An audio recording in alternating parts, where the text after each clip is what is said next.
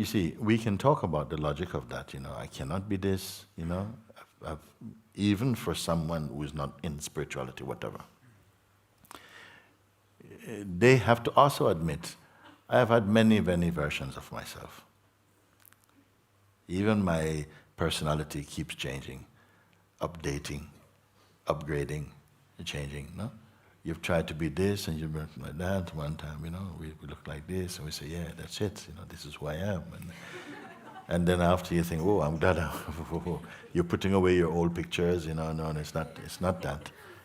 So the personality self-portrait is always changing also. But still throughout, you always feel the sense, but I'm here. But with this mask on, and then with this mask on, and then this costume on, and the costumes are not you. What are these costumes? You can say personality, you can say ideas about life and about yourself and so on, that we try so much to convince everybody that that's what we are. And inside I know I'm not that. Okay? So all this is you are seeing through them, no? You see that that's not it. But something remains persistent, that keeps coming. If you know you're not them, why they keep coming back?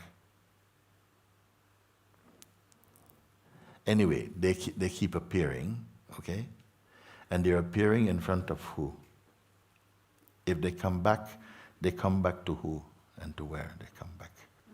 And this is where you have to become clear. And this is why I say, stay with the teaching that I point you. And let me see if you're really grounded in it, if you've really understood. Because it's not just some hairy-fairy thing. It is a sword of seeing that you see. I'm going to remind you that whatever appears, whether it is a thought or a feeling, emotion, an image or an object, can only appear and disappear. They come and go. Even if you have a favorite idea or a favorite thing, you cannot retain and maintain unbroken connection with it. By some force of nature, they go. And another thing takes the stage for your seeing. And it's like that. And I say, if you just observe them, they're coming, this thing comes, and when it's here, they're putting on their finest performance. Because you really engage with them. Some come and you're not engaged with them. So they don't even register that they even came. They failed their audition. They didn't capture your attention. So later on, you won't even mention them. They didn't even show up. But some came. Wow. They make strong impression. And with those things, something automatically kind of press save. And it stays there somehow. But even if it's press save, it's just in the bank, it's not in front of you. Everything is coming and going. Everything is coming and going.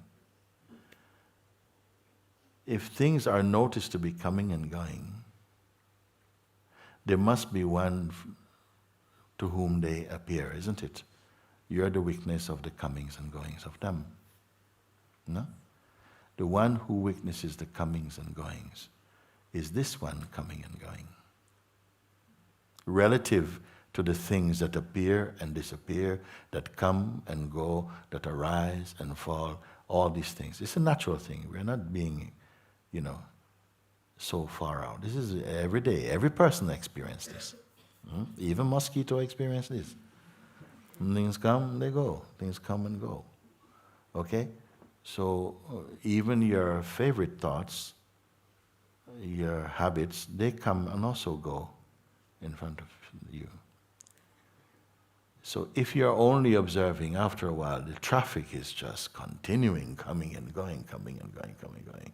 So at some point, you will log into them. You say, that one, and you take a ride with that. And your attention will go off with it. So when I say to observe something, it is not only like that. At first, you begin to see what is coming, and I say, be detached. Look, but don't log in. Would you understand if I said like that, everybody? Yeah. So it means that you're aware, but there are some things it feels that there's a temptation to log into them, isn't it? Because they have a particular energetic relationship with you, and you want to give a bit more energy to them. Okay? But I'm saying, but you are just to notice that. Don't actually connect up with anything. Okay? What is the purpose of asking you to do that? Simply observe. What is the fruit of it? It's not just keep looking at things coming and going. At a certain point, you are to pay attention to the place where you're looking from. The place where you're looking from, is that an object? The place where you're looking from, not the thing you're looking at. Because if you're looking for things, you'll keep on seeing things. Thoughts and feelings and peoples and memories and appointments and emails and all kinds of stuff will come. But at a certain point you become aware of just looking. The looking energy. When you are aware of that, then the focus of objects become just like a soup of sensations. You're not pulled in. You become aware of the one looking. The place from where the looking is, just the looking itself. Can you look at the looking? Even. The looking, something is aware now.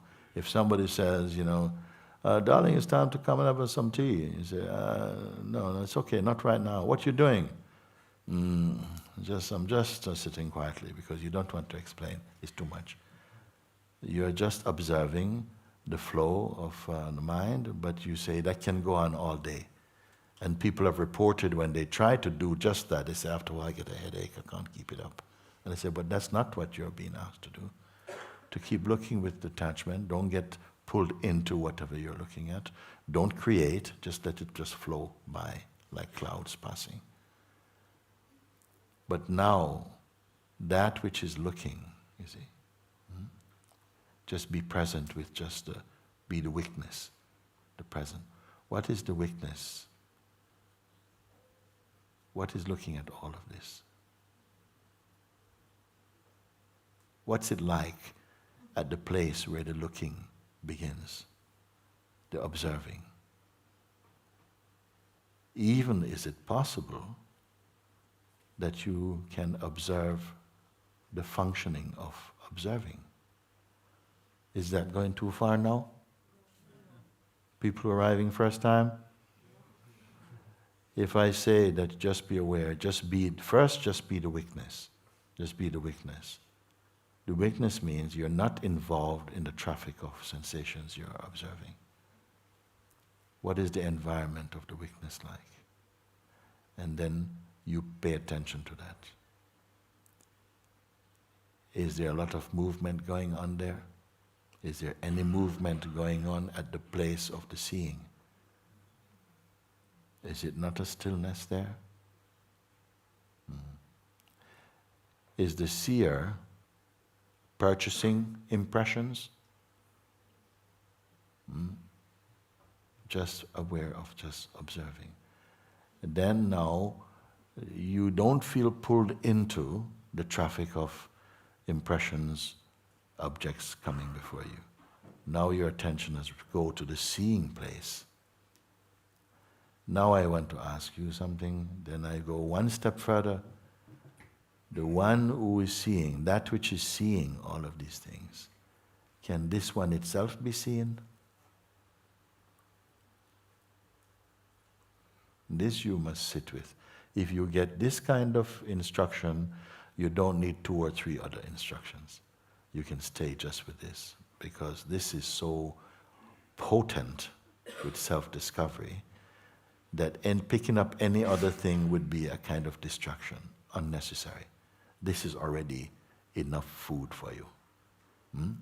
That which is seeing, is this an object of perception also? What does it feel? Don't overthink, just look. So this is one of my pointings, you see.